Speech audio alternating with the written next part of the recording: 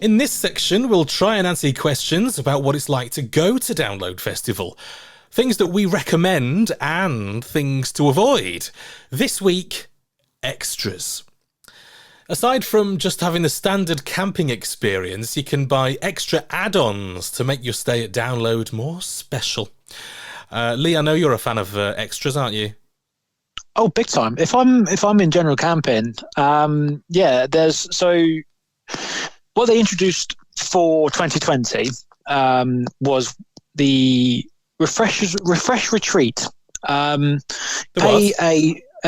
refresh retreat. Refresh retreat. Let's all say it together. Refresh retreat. So you pay a fee. I think for the full package, it was £65. So I think it's £65.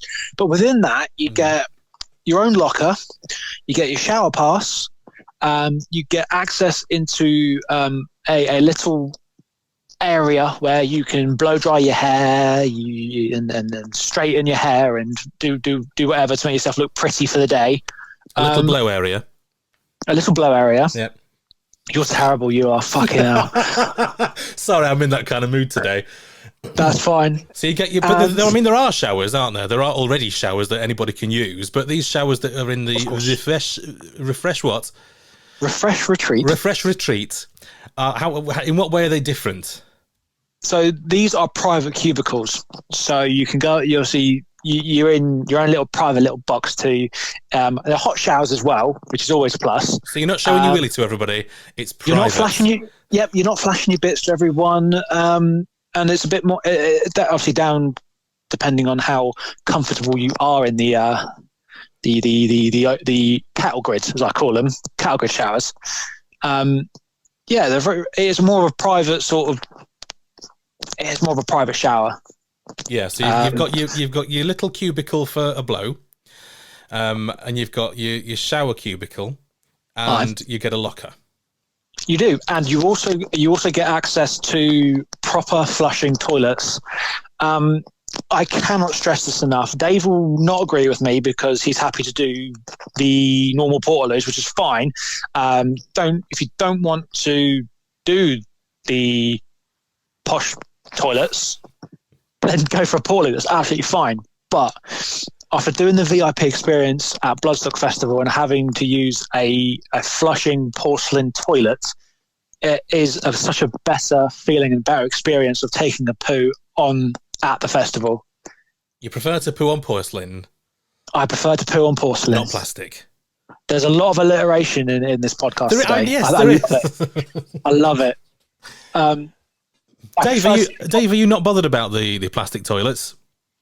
Porcelain. No, not in recent years. They've done a very good job of keeping on top of them. And if you time it right, if you can kind of get up early enough to just after they've cleaned them, then you've got nothing to worry about. But they obviously do get messy very quickly. But that's an understatement. Messy is probably the nicest way to put it. So the toilets that you pay for, do they not get messy at all? So they've got cleaners there, and they get cleaned regularly throughout the day to make sure they are pristine and clean all day. So when you go in, are they perfumed? It definitely smells better. I don't know whether it's actually perfumed, but it's definitely aired a lot better. Is there dreamy music playing when you enter? I tell you what, that would make the experience 100 times better. It's a good experience already, but with that sort of music, like if you go to a spa and you've got that sort of music that's trying to relaxes you and calms you down, that'd be brilliant. Well, you're paying for it. I don't know why they don't do it, to be honest. I would expect that, to be honest. But the only thing is, when you pay for this special toilet, there's only one place where it is. They're not dotted around all over the place, are they? So you've got So this is probably one of the biggest negatives for me about the refresh retreat. The posh toilets and the private showers is there's only one set around the campsites. So yeah, unfortunately, if you buy them, you're going to have to camp yourself as close to them as possible. They're usually in the middle of the village, are they? Yeah, so the plan was, from the video that was released in February, the plan is to have them almost in the centre of the village, so they are easily accessible from everyone that needs them and wants to use them. But they are going to have 2 sets of free showers in, I believe, on either in either side of the campsites for both the bigger camps. That's good. I hate queuing to shower. I hate it.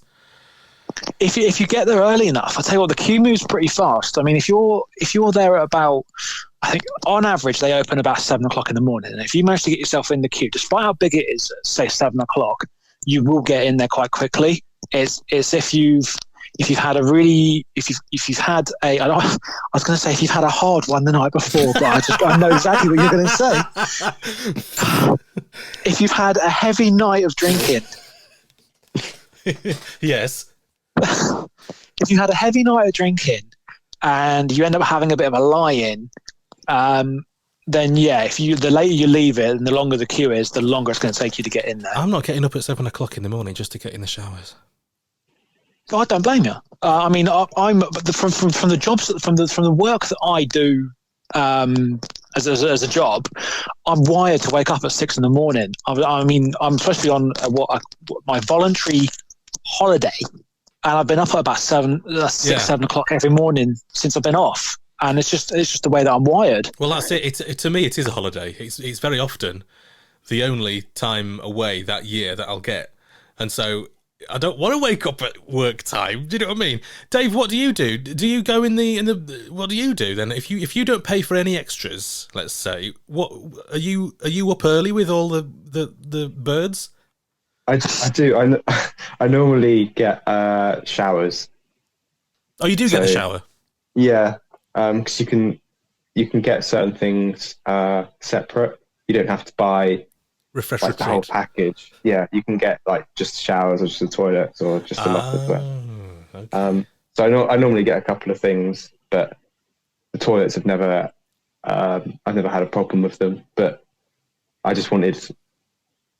I wanted the the luxury of a hot shower. A nice private hot shower. Yeah, and I think in previous years, I have got up at about,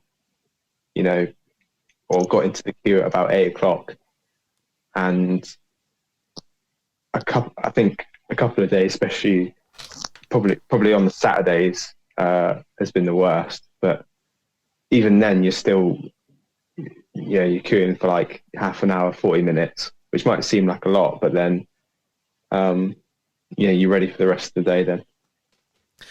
I'm quite grumpy when I wake up, and so I'm in no mood to queue. If you're by yourself, whatever, you just take your headphones or something. Because in the shower? The cubicles in the showers have like a little off area, or somewhere to put your clean clothes and stuff. So. Oh no! You said you take your headphones in the shower. No, I mean in the queue for the shower. Oh right. I was going to say music in the shower. That's nice. Might ruin your headphones, but so you can get. There are packages for all of these extras, but you can get them separately. So you've got a nice. What do they call this toilet one? There's a special name for it, isn't there? So it used to be the seat of luxury. But that's what the Refresh Retreat has now put them all has put everything together. So the loos, the toilets, access to their special area, and so that's all put into I think that's like the gold package, and then obviously it whittles down. Silver package, I believe you pick 2 out of the whole lot. So you can't get them separately anymore. That's it. You can get them separately. You absolutely can. Okay. But when they say you do like the silver package, you basically pick 2. Any of the 2, you pay a standard fee to use 2 of them. So it could be like Dave does. He uses the lockers and the showers. You pay, I can't remember the prices now, but it is on their website. Okay, so you can choose to pay more to have a special, nice toilet. You can have a lovely shower that's private. You've got your blowy area, like you said. And then you've got lockers. What do you call it? Lockers? No, before that. The area for your... your blowy area. What did you... For fuck's sake.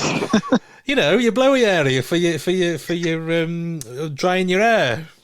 Yeah. Right, yeah, so you have you have your little cupboard to have a blowy, and then you've got your what's this? Oh, the guest area.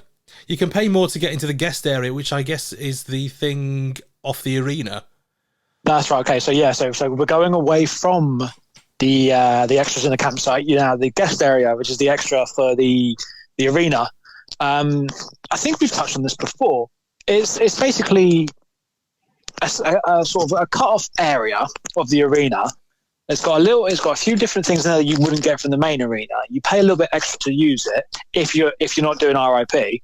Because it comes standard with RIP. It does. Lucky us. Like all the rest of these, you know, a lot of these nice extras you'll get without having to pay extra because you've already paid it in your RIP ticket. But we shall discuss. We'll talk about RIP another time. That's not for today. We will. Now, you can also... There's a viewing area. Now, I think this is a new thing where you pay more and you get a better view of the main stage. Is that right? Yeah, so it's going to be on stage right, I believe. It's a platformed area by the sound tower that's going to give you a better view of the stage.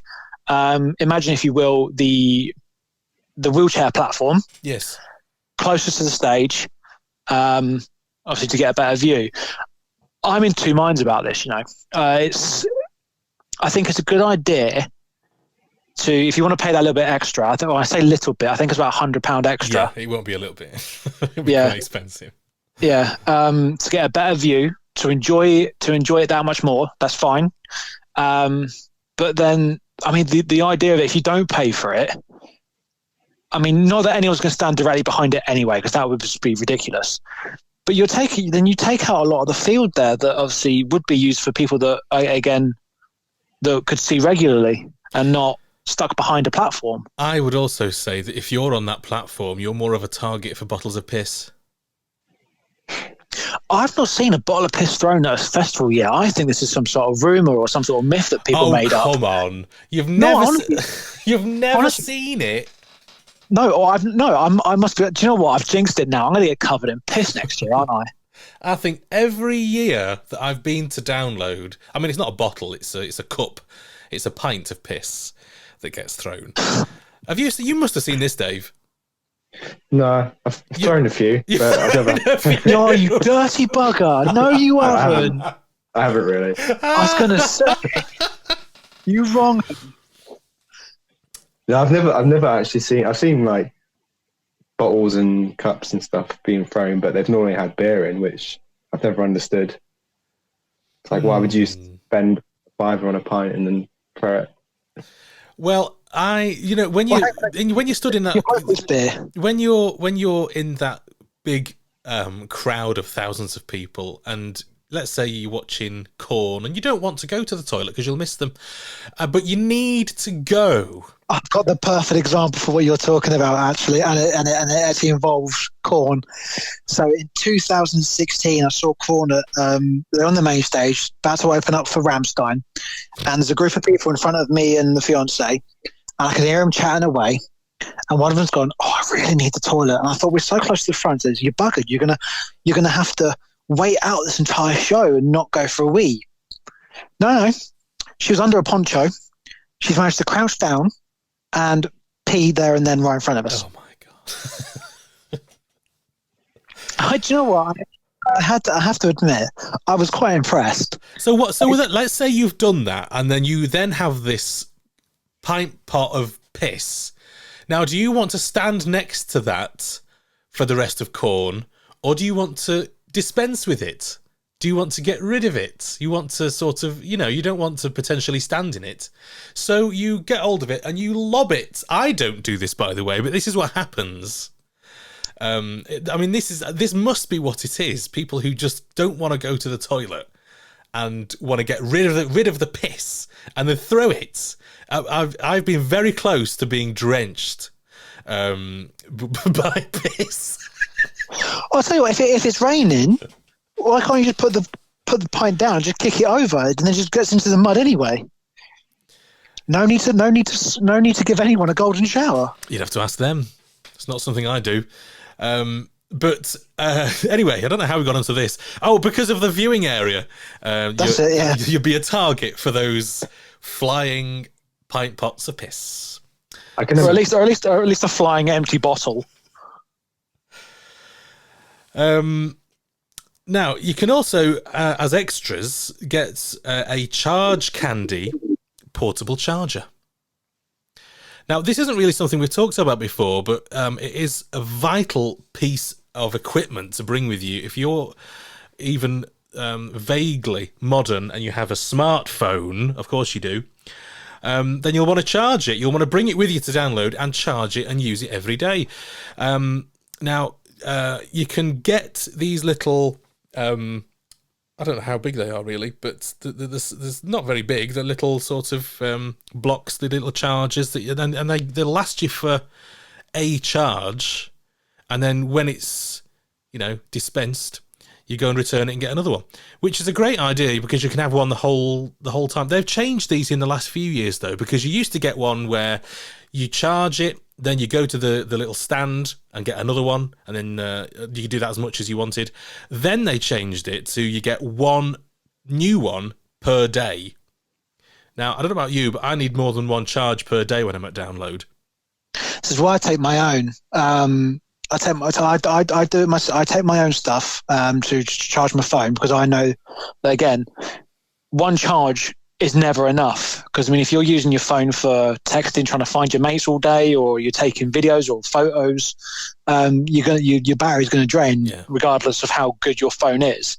And having just one for a charge, and then having to get a new one in the morning, it might not be sufficient for the day. That's why, like you said, the old method they had was just good. If it ran out, you can go and get a new one, and then you can charge up again if need be. So yeah, I'm not sure the new method is practical for those of us that, again, like to use our phones while we're at the show. That's not something you use, is it, Dave? Well, the first couple of years I used the I think it was called Charge Candy at the time, and it was amazing because you just I think they shut the shops in the evening, so you had to go before the arena closed. But just like as you're walking out of the arena, you just go to the shop again and get a fresh, a charged battery. Yeah.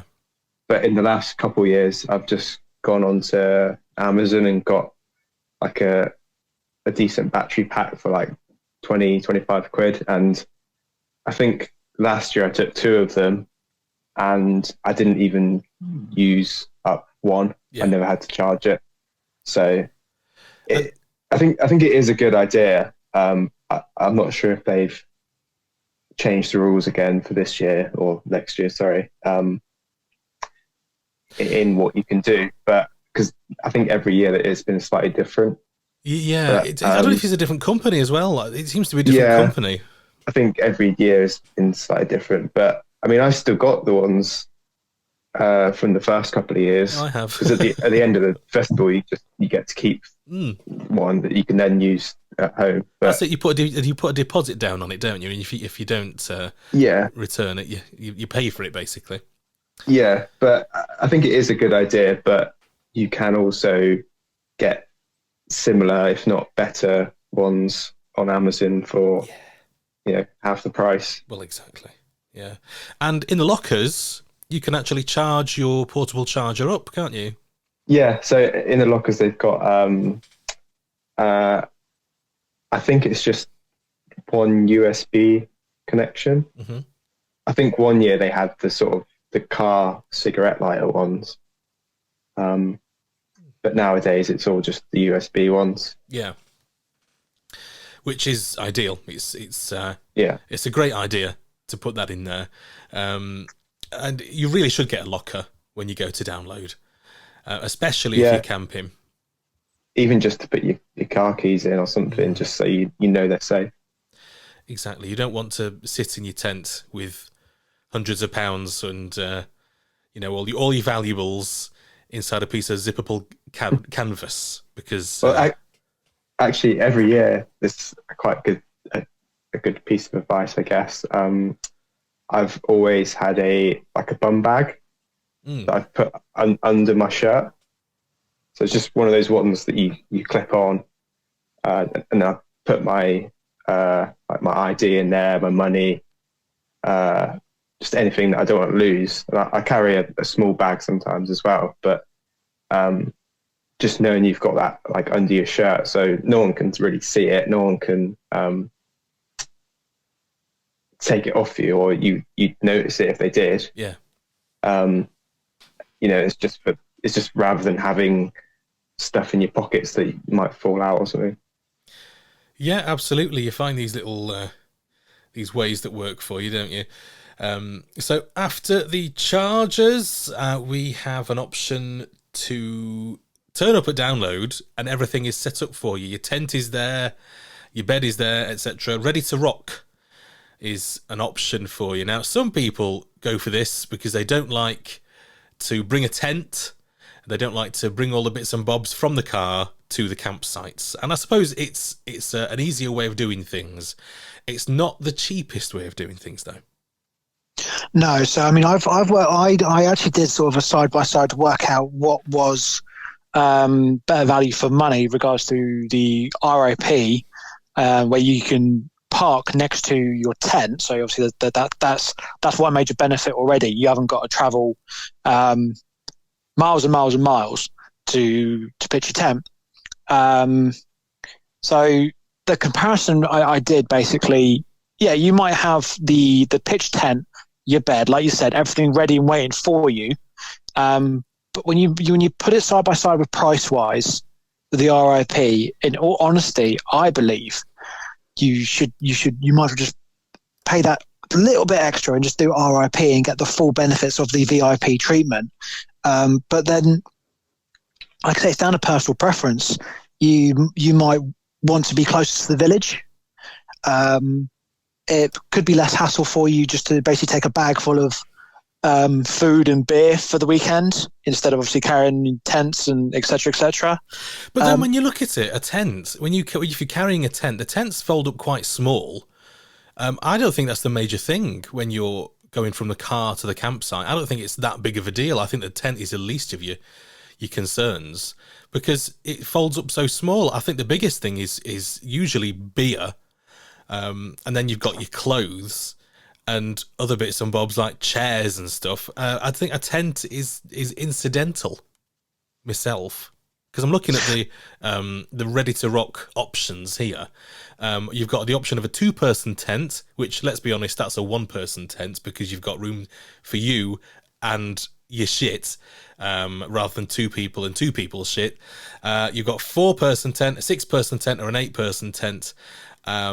They range from a 2-person tent at £200 each. That's on top of your ticket price as well. And then it's not. Yeah. And then you can go to an 8-person tent and sleep bundle for £920. No, so £928 each. Which, I can't justify that. There must be people who can, though. No, again, like you say, it's all down to personal preference. I mean, so someone has figured out that they would prefer to do it that way, then fair play, all the more to them. It's not coming out of my pocket. So I mean, I'm with you. I don't see too much logic in it in comparison to the full VIP package. But then again, it's down to personal preference. There is a benefit with the ready to rock. Where, I mean, you almost get the VIP treatment where you get the showers, lockers, and posh toilets within that package. I suppose that is a major benefit with doing it like that as well. I mean, you could literally rock up with fuck all, apart from your clothes, like we've said, and crack on that way. I mean, this isn't something that this has never appealed to me, so I haven't ever looked into it particularly. But yeah, I mean, I wouldn't spend the money. I think if you're looking for luxury, you want to go with the full RIP. You know, that's my opinion. Obviously, this may suit you, but this is the thing. I think you downloaded just thinking, well, we want to provide as many options as possible to get people who want to come and do it the way they want to do it. And if that's what they want, we'll put that option there for them and we'll sell it to them at an inflated price. You know, they just want to. They just want you there with your money and happy. They'll however it takes. That's what they'll do for you. That's what I think. I think you're pretty much nail on there. So then, of course, you've got the extras of a car park pass or motorbike pass, because, of course, not everybody is going to drive to download. They are extras. And what is it, like 20 quid, something like that? It's £20 before. If you were to pre-book it, it's about £20, and £1 of that does go towards a in quotations here, because I don't know the official name for it, is lower your carbon footprint sort of charity. Oh. So I think that's brilliant. But if you buy it on the day, it's about £25. I think you're right there, actually. And a Campervan Pass as well, if you want to turn up and go into the campervan area, which is usually behind the main stage. And it's on a big hill, actually. So I'm not sure if I would quite fancy that. I bet the view's pretty good. For if you're sitting there mid-afternoon and you're waiting for the headline act, you don't want to be walking around the main arena all day. I bet there's a nice little views as the side stage and all the stalls and the hill. Yeah, absolutely. It's close to everything. You haven't got that big long walk, so that's good. And I think it's a little community. I went in there once, and it's a little community of campervan owners. So if you're in that community, you can buy a pass and take your campervan. So we've learned loads there. There's loads of extras that you can add on. But if we've missed any, inevitably you can get in touch with us. You can give us your viewpoints, tell us what we've missed, or ask us any questions by sending us a voice message. Go to anchor.fm/festpod and click on message. Send us a voice message and we'll get you on the show. Tell us your do's and don'ts. Tell us about something we've missed, or just give us your opinion on what we've spoken about today. That's at anchor.fm/festpod and just click on message.